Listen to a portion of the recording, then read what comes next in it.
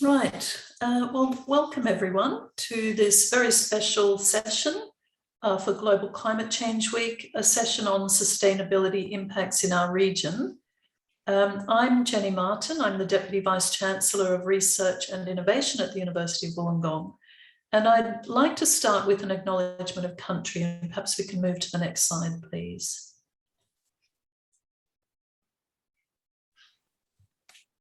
Sorry, Jenny. We're having some technical difficulties. Great, thank you, Leah. So we at the University of Wollongong acknowledge that country for Indigenous peoples is an interconnected set of ancient and sophisticated relationships. The University of Wollongong spreads across many interrelated Aboriginal countries that are bound by this sacred landscape and intimate relationships with that landscape since creation, from Sydney to the Southern Highlands to the South Coast, from fresh water to bitter water to salt, from city to rural. The University of Wollongong acknowledges the custodianship of the Aboriginal peoples of this place and space that has kept alive the relationships between all living things. The university acknowledges the devastating impact of colonisation on our campus's footprint and commit ourselves to truth-telling, healing, research, and education. As we move on to the business part of this session, I want to begin with a couple of housekeeping notes. Firstly, the session will be recorded and closed captioning is available if you need it using the button at the bottom of the screen that says live transcript. So please use that if you would like that. And please, if you're not speaking, if you're not a speaker, would you keep your microphone muted at all times? So it's now Wednesday, 20th of October in 2021, and we are now halfway through our week of Global Climate Change Week and our week of activities. We hope you've been able to participate in some of the events and activities so far. Global Climate Change Week was an initiative of a University of Wollongong academic, Dr. Keith Horton, who, along with fellow UOW academics, transformed it into a global event. Since then, Global Climate Change Week has been an annual event at UOW, and I'm excited that this year we are recognising research and actions taking place across our region to combat climate change. In today's session, we're going to hear from courageous and committed people in and from the Illawarra who are taking action for climate change. We will hear from students to researchers, from council to entrepreneurs. The presentations will share insights and perspectives on the global challenge of climate change and will also deliver local implications and solutions. This will be a fast-paced session where our 7 climate impact warriors will present each for 5 minutes. Should you have a question as you listen to the presentations, feel free to note the question in the chat, and we will collate those questions and provide responses via the website after the session. So without further ado, let's move to our quickfire presentations. And I'd like to introduce first up our speaker, Josie Atkinson, a proud Gumbaynggirr woman and Indigenous research assistant and master's student from the Faculty of Science, Medicine and Health. She has generously shared her beautiful artwork, which is used as the banner on the UOW Global Climate Change website. Today, she will share her journey from eco-health within an Indigenous-led framework to recommendations to the Australian government for the United Nations Climate Change Conference, COP26, being held in Glasgow in a couple of weeks. Josie, over to you.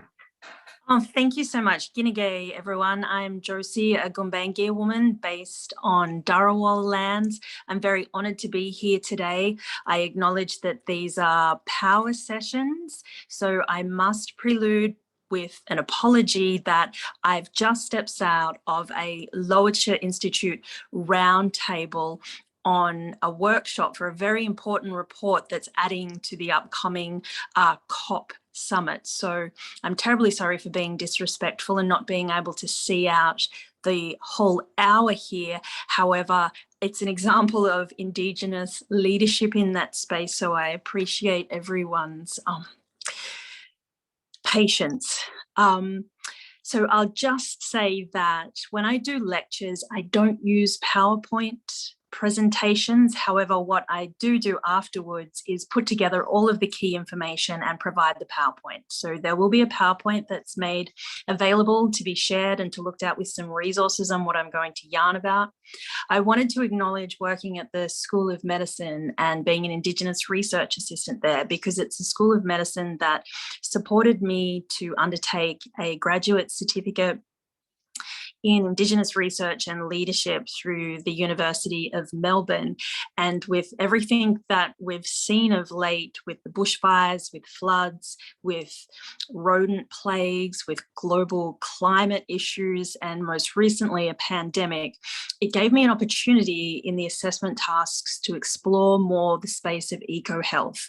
So I guess in reference to question 1, which is briefly describe the work or research or objectives that I hope to achieve, it's taking all of my decades of experience working in community health into the much broader framework of eco-health, country, land, water management, which really is, I guess, an Indigenous framework for living within the land. How do I see this relates to the SDG 13 goal? Well, I feel like to step back a little bit for some of my own personal story, I was raised in a really eco-warrior friendly home. So for example, my grandparents always had composts. We always recycled where we could. We always limited our imprint on Mother Earth. We were always taught really strictly about water management, about turning lights off. So I guess I was raised in an ecological supportive way from both my mum's side and my father's side.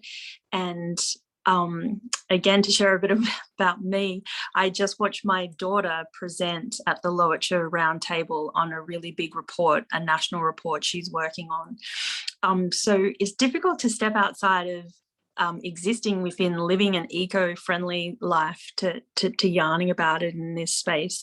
However, with my SDG 17, so relating it to, I guess, the implementation and revitalisation, the Global Partnership for Sustainable Development, in NAIDOC week and being in lockdown, I got involved in both the grad cert that I was doing through the University of Melbourne, through the School of Medicine, and also Better Futures Australia hosted a NAIDOC Zoom 5 webinar series every evening, which some of my School of Medicine colleagues and friends attended with me. And I was really inspired by the Indigenous Peoples Organisation, which is comprised of leaders and elders from all around the country, from all different industries, who are 125% eco warriors. And that led me to volunteering for the steering committee and becoming involved in writing the community health section for the upcoming COP summit in Glasgow for the recommendations for the Australian government on Heal Country, Heal Climate. And so the artwork that I have in my background is an ode to Heal Country, Heal Climate, and it does include all of the different terrains and waterways. And I understand this is a really quick power chat, so I won't talk much longer. I guess, what is your call to action to people listening now? Well, it would be fantastic if I could circulate to everyone attended or to people that have been on this email list the UOW Reconciliation Action Plan survey. It'd be great for people to have a say in that space, because I believe eco-health is about community and land and water. So I feel like that is important. Thank you, Nancy. And it sounds cheesy, but something that I do is I pick rubbish up from the beach, and I feel like it's so important. And I raise my daughter to be like that. I raise my nieces and nephews to be like that. And I just feel like when everyone goes out with their family out on country and these beautiful Dharawal lands, this incredible escarpment and these wonderful coastlines, take a rubbish bag, teach your kids to pick up rubbish and frame it in heal country, heal climate. that's something small, but it's something that I do regularly. And I feel like it has supported my daughter to become the leader in eco-warrior space.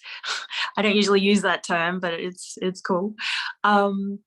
I guess other things to do, which confronting, I guess I'm looking at the small things that I do when I walk up the escarpment, which is quite regularly. I do politely say to people who are walking their dogs on National Park, are you aware that it's illegal to walk your dogs in this country? And again, I pick up rubbish there, as I do sometimes with my friends.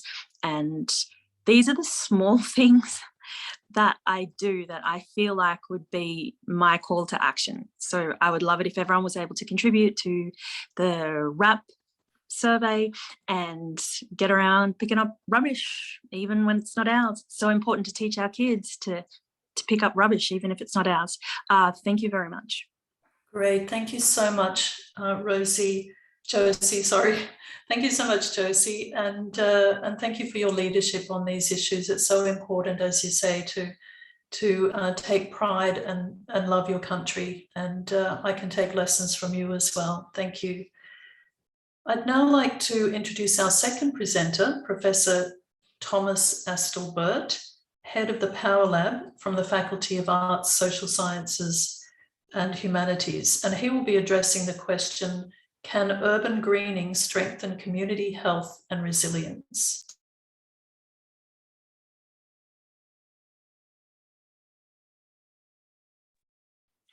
Good to be with you, thank you.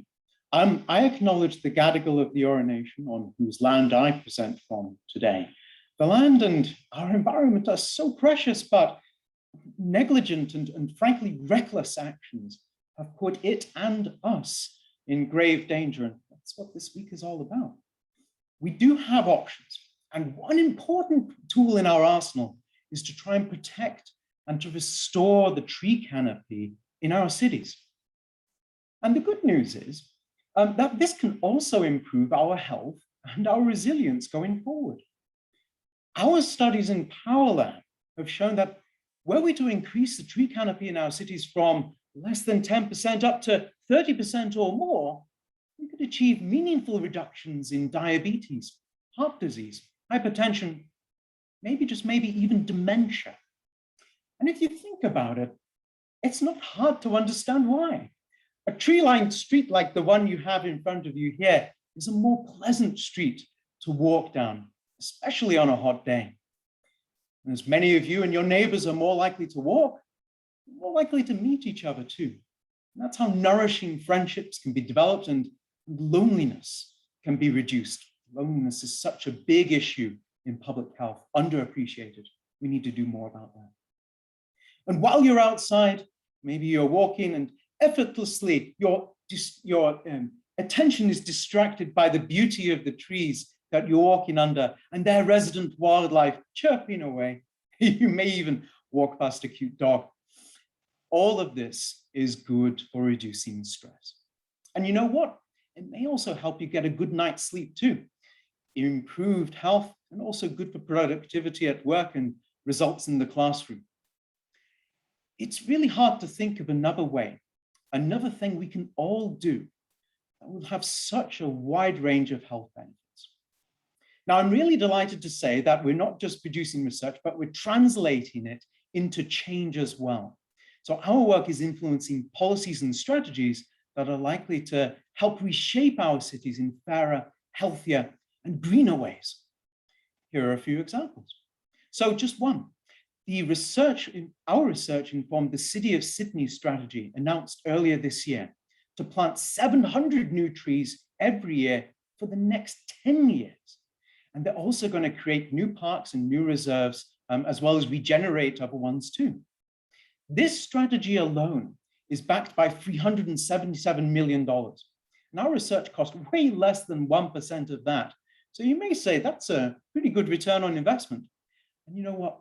That's before we take into account the improvements in people's lives and the reduced healthcare costs, because if people are healthy, they're not going to end up in hospital. So that's just one example, but we're having impacts in communities across Western Sydney and in the Illawarra too. So are we finished? As if pigs might fly, right?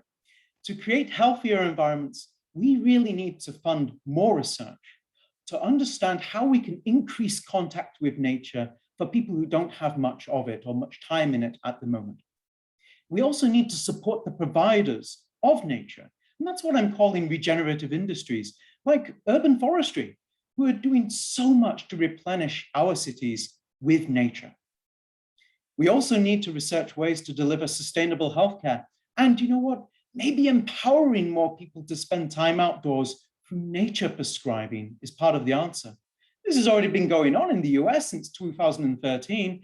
Colleagues of ours started during the pandemic in Canada, and they've already got 900 GPs signed up.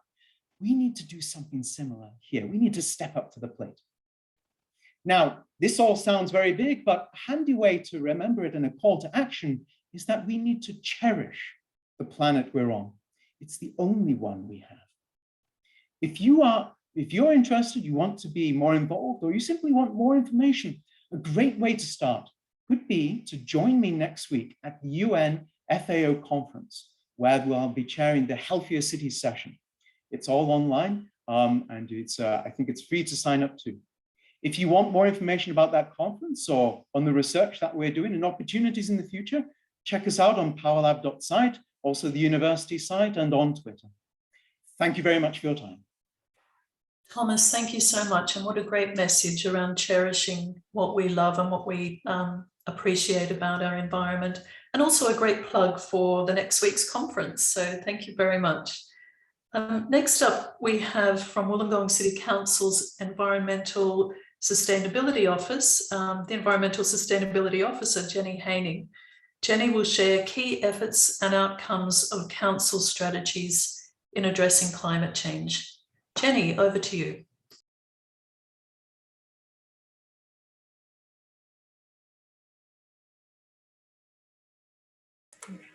Sorry, it wasn't letting me unmute.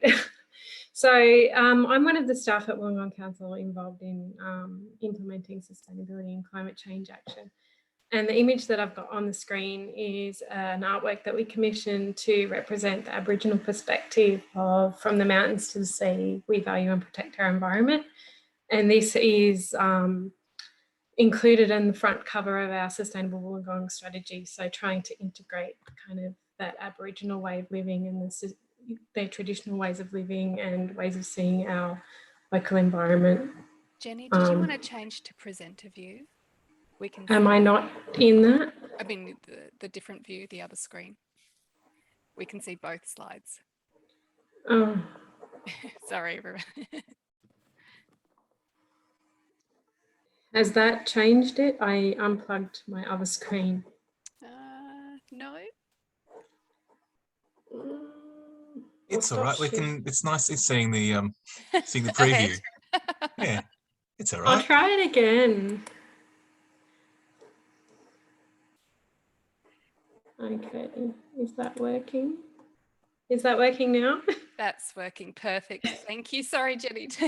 Oh, that's okay. So we've been working in the environment space for many, many years, and I guess our climate change journey really took off when we adopted the urban greening strategy in 2017, and we also joined the Global Covenant of Mayors for Climate and Energy, which has really guided our direction in the last couple of years. So they have requirements in terms of climate change mitigation, which includes emissions reduction as well as adaptation. So we beavered around doing a lot of background research, emissions inventories and things like that. And in 2019, we adopted emissions reduction targets of net zero by 2030 for council and 2050 for city-wide emissions. And we also declared a state of climate emergency. Last year was another busy year for us. In 2020, we joined the Cities Power Partnership and adopted our Sustainable Wollongong 2030 strategy and climate change mitigation plan. And that mitigation plan fulfilled our compliance requirements for GCOM. So we're fully compliant in that mitigation stream now. This year, we've joined the Sustainability Advantage Program, developed a sustainable events guide, and just this week council endorsed our climate change adaptation plan for public exhibition, so keep a lookout for that.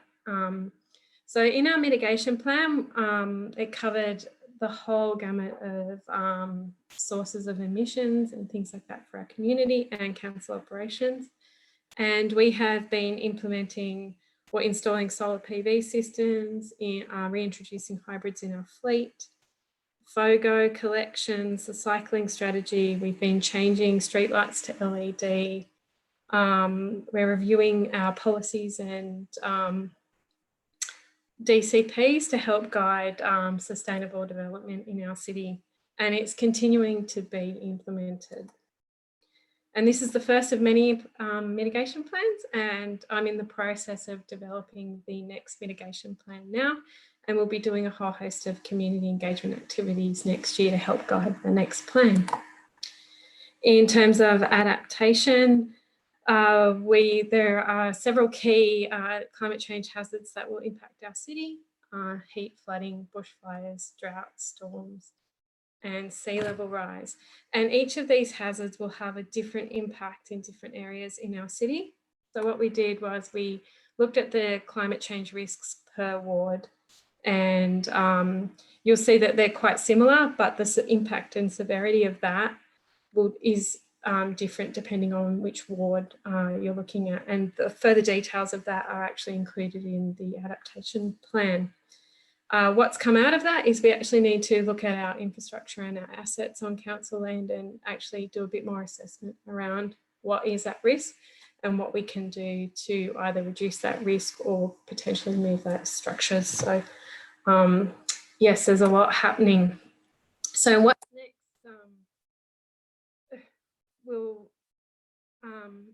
Somebody's calling me. So we'll piloting FOGO in multi-unit dwellings. We're continuing with the urban greening strategy implementation. As I said, the adaptation plans on exhibition, the mitigation plans under development. We're in the process of signing a 100% green energy PPA for council energy, so which will offset about 10,000 tonnes of carbon emissions from council, from our council profile. We're flaring gas at the landfill, and we're doing a scoping study at the moment to for the installation of a 1 megawatt power station to hopefully on-sell green power to the community. So call to action. So everything that we do is not only looking at SDG 13, it's 3, 6, 7, 9, 11, 12, 13, 14, 15 and 17. So kind of covers nearly all of them, and that's just the kind of sustainability area. But the call to action is just do it. Just go out and do it. Support council in what council's doing. If we put documents out for public comment, please comment, come to our engagement sessions. You know, look at what you can do at your own home. We offer a lot of education programs. We provide a lot of advice for our community. So just get involved, just do it. It's not that hard. If you need help, contact us. I'll make these slides available at the end. As well, there's a link to our climate change pages on our website, which have all of our information about our programs. You can subscribe to our newsletter. We've got about 2,500 subscribers, or you can contact me. Jenny, thank you so much. That's terrific. It's really wonderful to see the leadership from the council on not just on climate change, as you say, but on all of the United Nations Sustainable Development Goals. And as others have said in the chat, the FOGO is fabulous. I use it all the time, and it really makes me happy to be able to recycle those leftover food organics and green organics. And it's great to see the questions coming in from the chat, the questions and comments. Keep them coming. So thanks again, Jenny. We'll now hear from University of Wollongong researcher Dr. Nicholas Deutscher from the Faculty of Science, Medicine and Health, who will share how he interprets what our environment is telling us by using satellites and local atmospheric measurements. Nicholas. Great, thanks, Jenny. Hopefully I've got that sorted and got the right screen up. Thank you all for the opportunity to tell you a very little bit about what we do here in the Centre for Atmospheric Chemistry. We also sit within the School of Earth, Atmospheric and Life Sciences, or SEALS, and I wanted to just give a quick shout out to many colleagues in SEALS who are also doing excellent work around addressing climate change and sustainable development goals, not only number 13, but many others. So if I put my mouse in the right spot, I can advance the slide. So what's the problem that we're addressing? Now, our first step towards climate action, I think, is actually reducing greenhouse gas emissions. But the problem there is, how do we know that actions towards reducing greenhouse gas emissions are working? So we have to monitor things like anthropogenic emissions. Now, typically, this is done via what we call bottom-up estimates. So that's, for example, looking at facility-based or industry-level emissions, and then scaling them up to country scale by looking at the amount of time facilities running, how many facilities there are, how many vehicles are on the road, and so forth. Now, as you can probably understand, there are many assumptions that go into this, which leads us to question, can we believe these bottom-up estimates? And typically, on the levels that they start from, they're very good. So we trust these, but we need to go and verify them. So how do we verify? And we do this through what we call top-down estimates. And these top-down estimates are based around measurements of atmospheric composition. So you can see, for example, on the top right here, I have a time series of carbon dioxide measured at Cape Grim, which is on the northwest tip of Tasmania. And you can see the increase in carbon dioxide over about the 45 years that's measured there. And that unequivocally tells us that there's more carbon dioxide going into the atmosphere than's coming out. That is, our emissions or sources are greater than our uptake or our sinks. So if we know how much carbon dioxide's in the atmosphere and how that's changing, of course, that tells us about that balance between what we're putting in and what's coming out. So the atmospheric measurements are really important to do that quantification and provide independent verification of what we estimate from going from the bottom up. Now, we do this via several networks of complementary measurements, which enable us to do these kind of quantifications on different scales, ranging from very local scales, where instruments that measure at the surface are very sensitive, up to more larger scales, where we might use things like satellite measurements that provide really excellent spatial coverage. So what's our role within that at the Centre for Atmospheric Chemistry? Well, we're really focused on measuring and modelling atmospheric composition, particularly on high quality measurements of carbon dioxide and other greenhouse gases, but also many other atmospheric constituents, for example, ozone, CFCs, and so forth. We also make considerable measurements of those. But these measurements enable us to validate or verify emissions reduction measures in response to the Paris Agreement and net zero emissions goals and so forth. And we do this at CAC on a number of different scales via many different types of measurements. I'm just going to focus in briefly on one aspect of that, and that's the total carbon column observing network. So this is a network of ground-based solar remote sensing sites. Now, what does that mean? Well, basically that means we have a solar tracker like the one I've very artistically pictured up here on the right, and it follows the sun. And the sun emits light, energy. We rely on that for all of our life. But as it passes through the atmosphere, carbon dioxide and other gases absorb some of that light and energy. And we can measure how much of that's absorbed via an instrument like this one, a Fourier transform infrared spectrometer.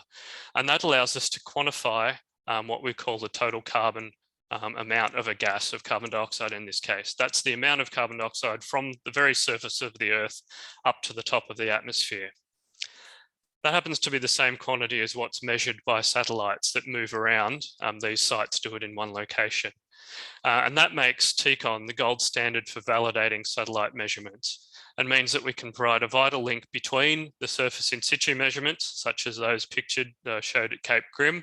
They're of very high quality, but tend to be representative of small regions, and satellite measurements, which as a more difficult measurement technique, have lower quality, but provide excellent coverage.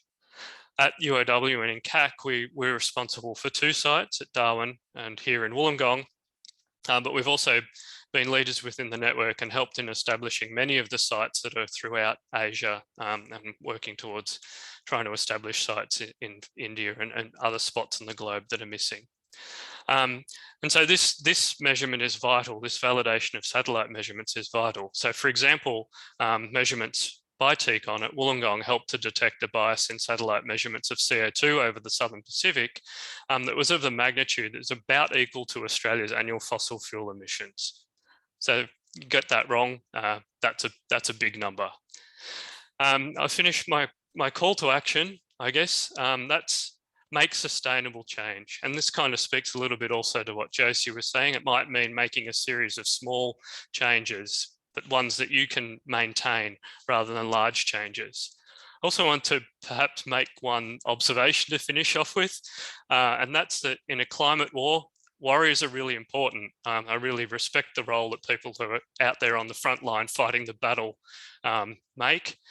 But perhaps a more difficult role, and perhaps even more important role, is that of the negotiator, the people who are prepared to perhaps put aside their views a little bit and actually go and talk and understand and discuss with people with opposing views.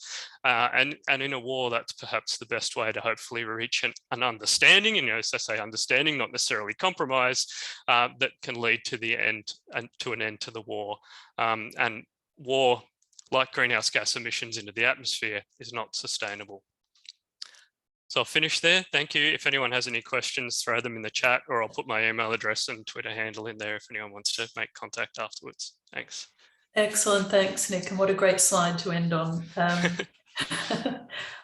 Look, I just wanted to point out that, that while we are in a war around climate change, having data to drive decisions and a knowledge-based information of policy and decisions is really important.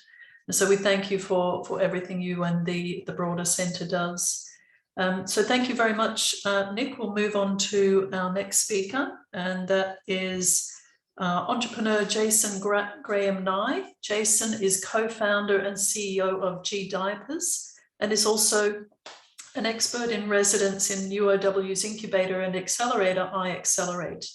Jason will describe his 17-year odyssey from Sydney to the US and back again to address climate change through nappy innovations. Jason. Thank you. And I'm going to do it in 4 minutes, fear not. Great to be a part of this conversation, and thank you very much. Yeah, my wife and I stumbled upon this troubling issue when we had a son 19 years ago. Oh my gosh. We realized that 300,000 nappies are getting landfilled, they're ending up in waterways every minute around the world. There's a cup of oil in every nappy. Not being product people, we thought there must be a better way. You know, I think in that year the iPod was invented, and we thought surely if we can put music into a small box, we can solve this problem. And so this is the quest we've been on with our company gDiapers, and through that we've seen the problem only get worse if you look at sort of the pandemic and the amount of plastic being put into the environment just with face masks alone. So as people bringing new life into the world 19 years ago, this was really our driver. And so what we found was some very clever Tasmanian innovations around bio-based materials for nappies, so specifically cornstarch, which had us move to the US and launch our business gDiapers through a number of iterations. It's grounded in this notion of a circular economy, which is a step away from the linear world, which the Industrial Revolution was built on. So linear, we take from the earth, we make product, we put into landfill. Something circular really mimics the environment. You know, we are the only species on earth that makes waste. So our product comes from the ground through bio-based materials. We have a nappy, we deliver the nappy, we collect the nappy, we compost the nappy, we regenerate soils. And, you know, for this recent revelation by News Corp and others that actually going green is very financially beneficial. You know, we've got an operation in Hobart where we deliver product to childcare. Veolia collects the product, City of Hobart composts the product, and they sell the compost for $75 a cubic metre. So there's such a massive business opportunity in something as simple as nappies. And so you can see here the benefits, all driven around leaving really addressing climate change, but also soil health and what have you. That first image of the ocean is up in Indonesia, our neighbour. They're the second biggest contributor to plastic marine waste in the world. 30% of their marine plastic waste is nappies, because the average family has 5 children. They live on 5,000 islands and they have no landfill. So we're really obsessive compulsive about solving this everywhere. What's really exciting though is not that slide, but that slide. Bega, and I'm excited that Jennifer and Jenny are FOGO fans. So Bega introduces FOGO. The next day, all the parents are up in arms because they're swimming in nappy waste. They have to sit on 80 dirty nappies for 2 weeks instead of 1. And so we've just completed a pilot there producing fantastic quality compost. So the circular economy is real. Addressing climate change comes right the way down to the consumer, and that's been our focus. And things are rolling out here in Australia and also abroad, which we're very excited about. In terms of a call to action, this is my wife standing in front of a large group of people at TED a few years ago, and her major point was, if we want to stop plastic pollution, let's stop making things out of plastic. Deceptively simple, but that's really what I'd love for you to think about as consumers. And I was excited to hear that Wollongong's got FOGO. FOGO is a really interesting place for us to start conversations with, to see how we can reduce this big waste source going to landfill. Thank you. Jason, that is fantastic. Thank you so much. Really inspirational and innovative ideas to address waste and circular economy and climate change. Thank you so much. And I can see there's lots of supportive messages in the chat as well, Jason. I love that final comment from your wife too. Let's just stop making things out of plastic. Great. Okay, we will now move on to our penultimate presenter, who is researcher Dr. Marcella Bernardo Papini from the Faculty of Engineering and Information Science. Her areas of interest include operations research, transportation, and selective waste collection. And today she will share insights on selective waste collection, what it is and why it is important. Marcella.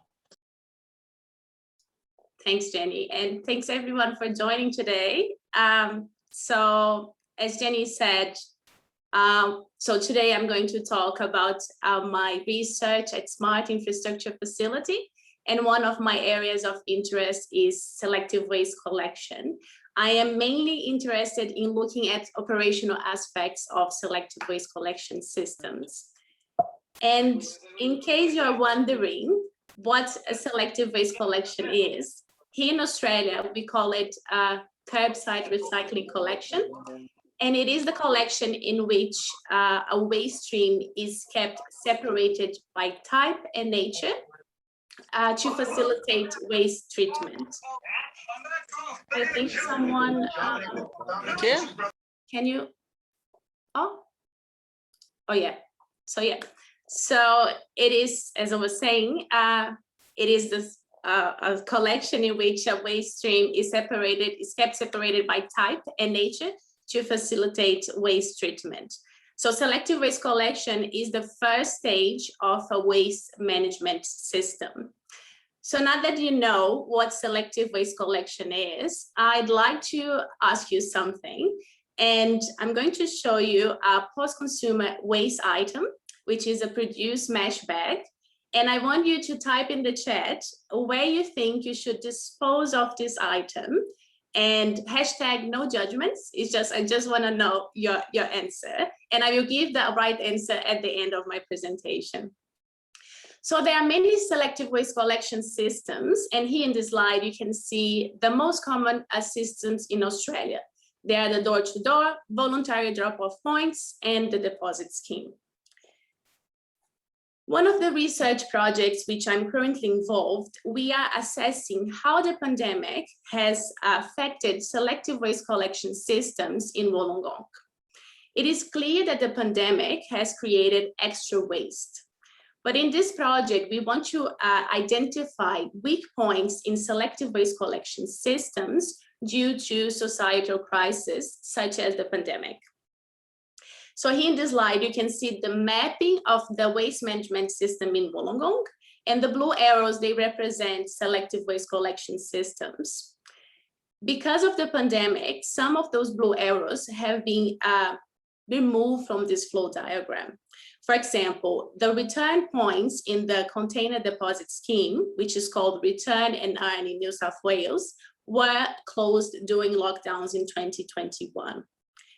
And this deposit scheme in 2020 guaranteed a reduction of 52% in the volume of eligible container data.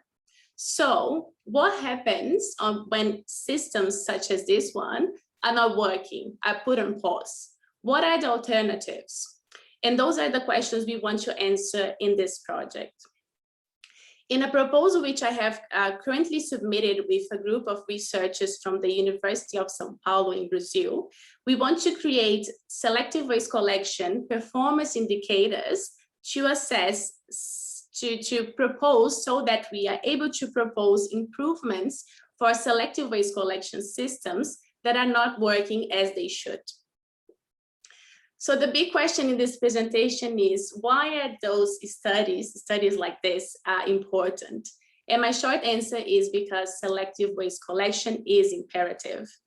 I could list many reasons why selective waste collection is important, but the most relevant in this presentation are: it reduces waste environmental impacts, such as the volume of waste that goes to landfill, and it boosts waste recovery and recycling, facilitating the creation of a circular economy. With a circular economy, we can achieve multiple sustainable development goals, such as 6, 11, 12, 14, 15, 13. Plus, in selective waste collection in developing countries, such as Brazil, is a source of revenue for waste pickers. Therefore, selective waste collection systems can also help us achieve Sustainable Development Goal 1. Going back to my question, and I can see there are some answers in the chat, the right answer is RedCycle. So if you haven't heard of this program, I encourage you to Google RedCycle and learn more about this program. And this leads to the takeaway of my presentation, which is: take charge of your waste. Find what waste items are accepted in selective waste collection systems in your municipality. Waste does not magically disappear once we dispose of it. Thank you. Wow, thank you so much. That was really interesting and educational. And as someone who obsessively collects soft plastics to take to the supermarket, that really tugs at my heart, although I have to say I did not know about RedCycle, so I'm going to be looking that up. So thanks for that little tip as well. Thank you so much. We will now move on to our last but not least speaker. We've come to our final presenter for today's session, and that is Dr. Joshua Lobb, who is a lecturer in creative writing from UOW's Faculty of Arts, Social Sciences and Humanities. Joshua is going to share stories collected from swimmers at our local swimming pool, affectionately called the Conti, and it's through the power of story that Joshua explores the entanglements between people and place that allows us to plan for a sustainable future for coastal spaces. Thanks, Joshua, over to you.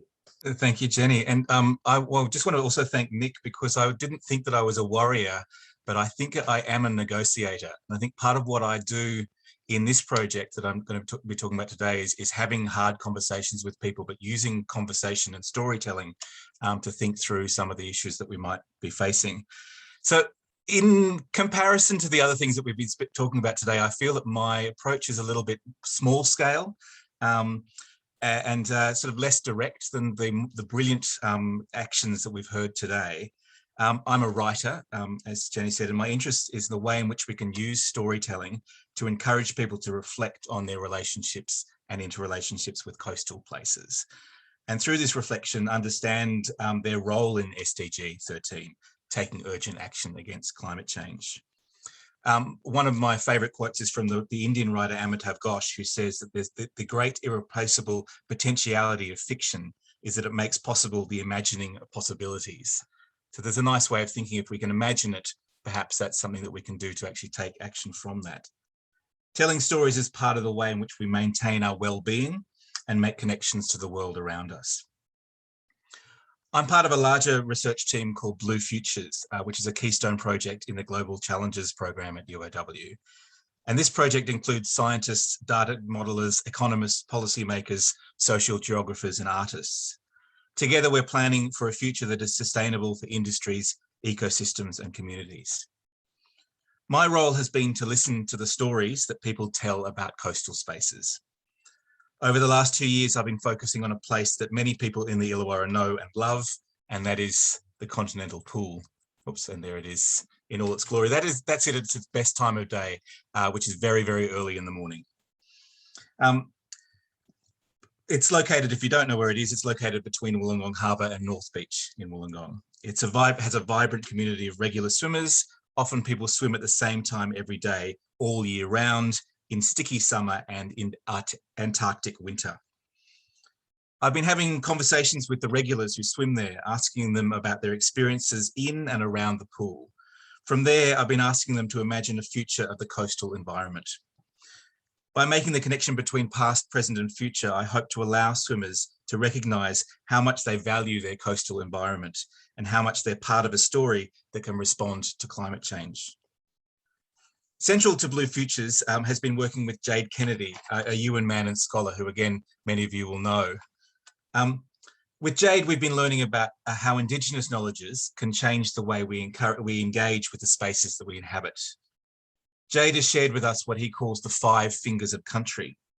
If we want to deeply understand our surroundings and experiences, he says we might consider the geography, the geology, the weather, who interacts with the space, what draws them there, and Jade uses people to include all living things, human, non-human, animals, plants, even the earth itself. We want to think about the rituals and activities that we undertake, the values that we share, the experiences that we and those before us have had there. And by considering all of these things, we bring together into a respectful and interconnected knowledge of place. He reminds us that we carry these in our bodies, the 5 fingers on your hand that can guide our encounters with country. So I've been considering the ways in which the swimmers at the Conti might also connect to their environment in similar ways, might hold these sense of country in the way in which they engage with the swimming pool. It's essential to note, of course, that by taking Jade's understanding of country, I'm mindful of not colonising Aboriginal knowledges for my own gain. But part of Jade's conversation has been the way in which country is not exclusionary. Country is dynamic, changing, and exclusive. Jade says, learn from country, be familiar with your place. You've got to be in relationship with the story of your place, and your story within that place. We all have connections to place, and we can learn from Indigenous encounters with country to deepen the ways in which we can also belong to place. Interestingly, many of the swimmers say something like, I'm not a spiritual person, but the stories that they tell often create a sense of belonging to this place, the swimming pool, the Conti. By giving people space to talk about their connection to the Conti, I'm also hoping that this gives them an understanding of what they want to protect in the future, not just of the pool, but the coastal environment around it. So people talk a lot about the way in which they belong to a kind of a sort of sense of community in the way in which they tell stories.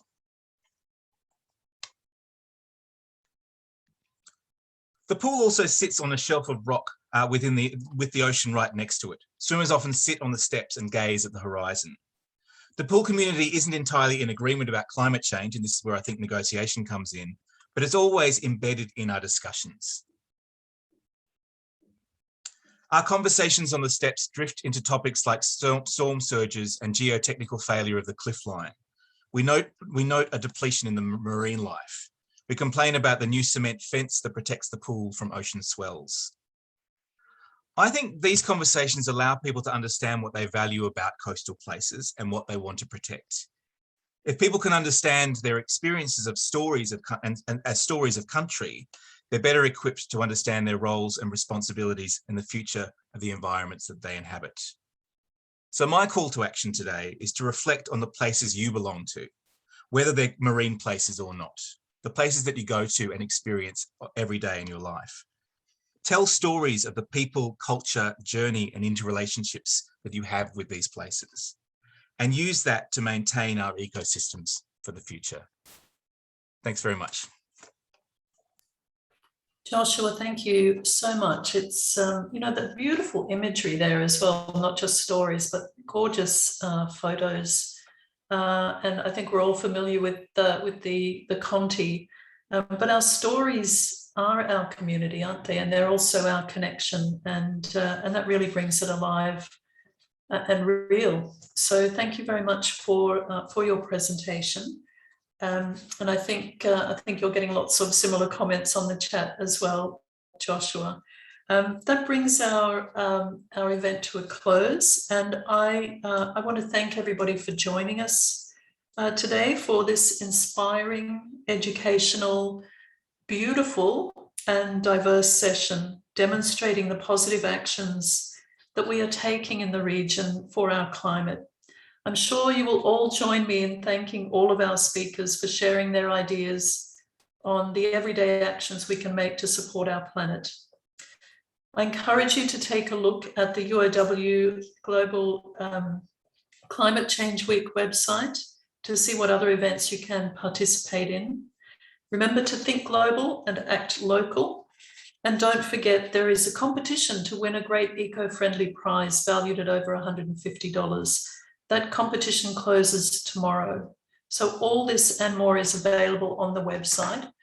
I wonder if I might ask everybody who can to put their videos on, because I just want to take a screenshot and share it on social media.